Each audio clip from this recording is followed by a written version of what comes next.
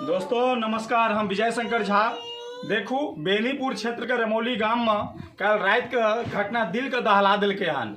लगभग 8 से 10 घर में मोबाइल चोरी भेले, मोबाइल के संग पैसा चोरी भेले और जे चोर सातिर छला वो अपन गमछा तो सबूत में छोड़ के गेले।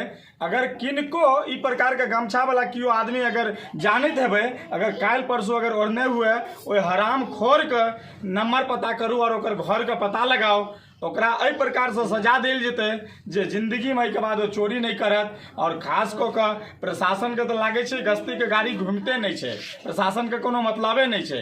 ई गमछा चोर के सबूत छे। रात में जे छे से 11 बजे से लऽ 3 बजे रात तक में जे छे से लगातार चोरी के वारदात देल गेले हैं। ई चोर के छला, ई गैंग के कारनामा से भ रहल छे। एकरा पर जे छे से अहाँ सबके निश्चित तौर पर ध्यान देबाक जरूरत है। आइ हमरा घर में चोरी भेल, काल अहाँ के घर में आयत। एही प्रकार से जे छे से हर घर में आइ चोरी केलक, काल अहाँ के जे छे से मर्डर जैसन मामला के साथ ई सब आगा बढ़ रहल अछि। ताहि दुआरे अगर ई प्रकार के जे कियो गमछा में काल देखायल हुए अगर हुनका जानैत हैब तो हराम खोर के पकड़े के प्रयास करू, ओकरा सख्त से सख्त सजा देल जेतै।